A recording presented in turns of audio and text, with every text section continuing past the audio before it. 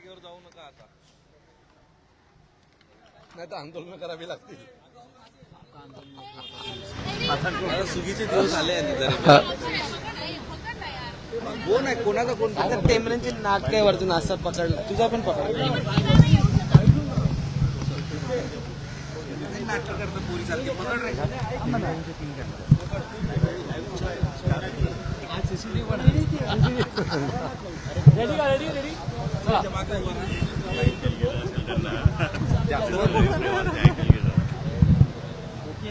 चल अक्षय विचार sir. Sir उमेदवारी अर्ज एकूण काय परिस्थिती आहे एबी फॉर्मच्या वाटप संदर्भात? मुंबई शहरातल्या एबी फॉर्मसाठी लोकांची प्रतीक्षा आहे. ठाण्यात परिस्थिती काय आहे?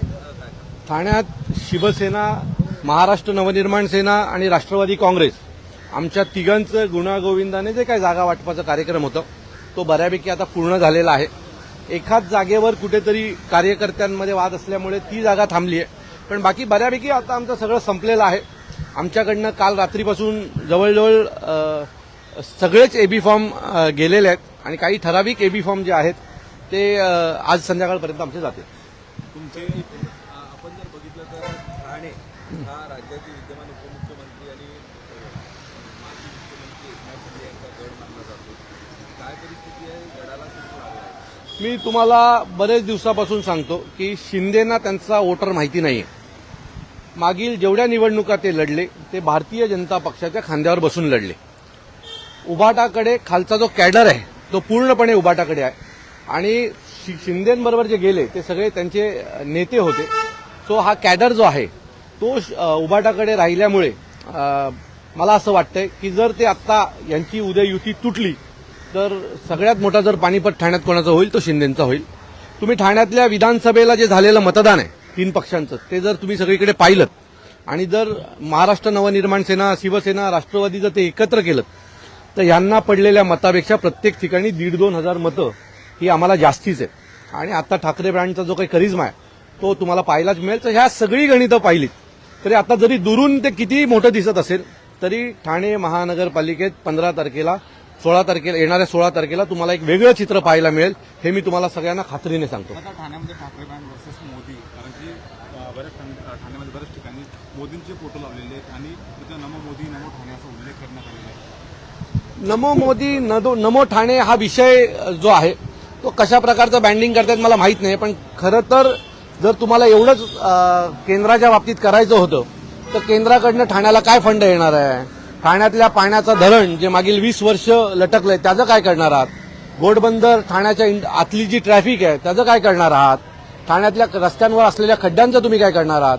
ठाण्यामध्ये प्रचंड होत असलेल्या भ्रष्टाचाराचं तुम्ही काय करणार आहात? याच्या बाबतीत तुम्ही होल्डिंग लावून आम्हाला सांगा. नमो ठाणे नमो भारत त्याला काही हे नाहीये. तुम्ही दरवेळेप्रमाणे येता इमोशनली ठाणेकरांना ब्लॅकमेल करता आणि पुढे निघून जाता. यावेळेला तसं होणार नाही. आमच्या प्रचारात हे मुद्दे राहणार आणि आम्ही प्रश्न विचारणार तुम्हाला की मागील 20 वर्षात तुम्ही नाही करू शकलात. केंद्रात 10 वर्ष 11 वर्ष सत्ता आहे, महाराष्ट्रात 11 वर्ष सत्ता आहे, तरी जर तुम्ही कामाचे बॅनर न लावता हे बॅनर लावत असाल तर हे ठाणेकरांचं आणि महाराष्ट्राचं दुर्भाग्य. अविनाशजी, एक महत्वाचा मुद्दा आहे की शिवसेनेची राजकारणातली एंट्री ही ठाण्यात महापौर बसवल्यानंतर झाली होती आणि त्याच्यानंतर हा प्रसंग आलेला आहे. कसं असेल पुढचं निकालाच्या नंतर? लोकसभेला सुद्धा मोदींच्या नावावरती इलेक्शन लढलं गेलं, विधानसभेला पण तेच झालं आणि आता त्याच विषयावरती ठाणे हा शिवसेनेचा बालेकिल्ला. हो, कारण बाळासाहेबांचे फोटो नव्हे. मी तुम्हाला परत सांगतो की ठाण्यामध्ये तसं काही जसं म्हणतात की शिंदेचा बालेकिल्ला वगैरे आहे. सो ज्याच्याकडे नगरसेवक आहेत म्हणजे बालेकिल्ला होत नाही. हो, कार्यकर्त्यांचा एक मोठा कॅडर हा महाराष्ट्र नवनिर्माण सेनाकडे आणि शिवसेनेकडे आहे, उभाटाकडे आहे. त्यामुळे नगरसेवक किती याच्यावर बालेकिल्ला ठरत नाही. तुम्हाला या महानगरपालिकेनंतर कळेल की ठाणे हा बालेकिल्ला शिवसेना आणि मनसेचा आहे. अविनाशजी, ज्याप्रमाणे महायुतीचं मार्गक्रमण चाललंय तसं आव्हान बघताय तुम्ही बीएमसी? बिलकुल नाही, बीएमसीचं मला एवढं माहित नाही कारण मी त्या प्रोसेसमध्ये नाही. पण ठाणे महानगरपालिकेत तुम्हाला कळेल की असं काही आव्हान आमच्याकडे नव्हतं. 16 तारखेला ज्यावेळेला विजयाच्या रॅल्या निघतील त्या दिवशी कळेल की ठाकरे ब्रँड ठाण्यामध्ये जोरदार चाललाय, कारण ठाणेकरांचं ठाकरेंवर प्रेम आहे. आणि मागच्या विधानसभेला ते गेल ते दिसलं.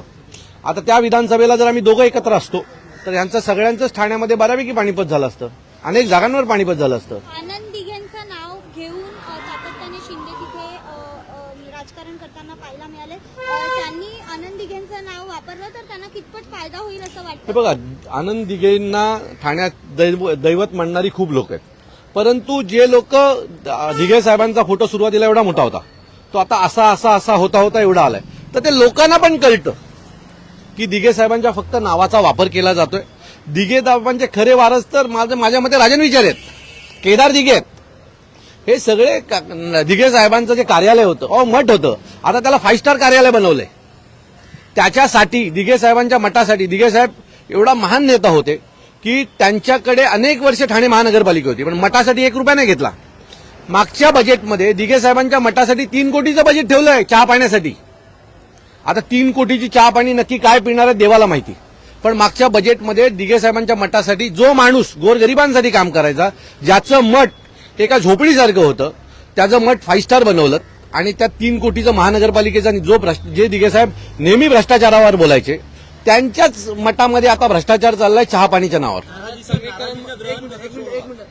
आमचा शिवसैनिक, महाराष्ट्र सैनिक ज्यावेळेला राजसाहेब उद्धवसाहेब बोलतात त्यावेळेला त्यांचा ऐकतो, त्यांचा शब्द हा अंतिम मानतो. त्यामुळे खूप मोठा नाराजी नाट्य काय आमच्यामध्ये होणार नाही.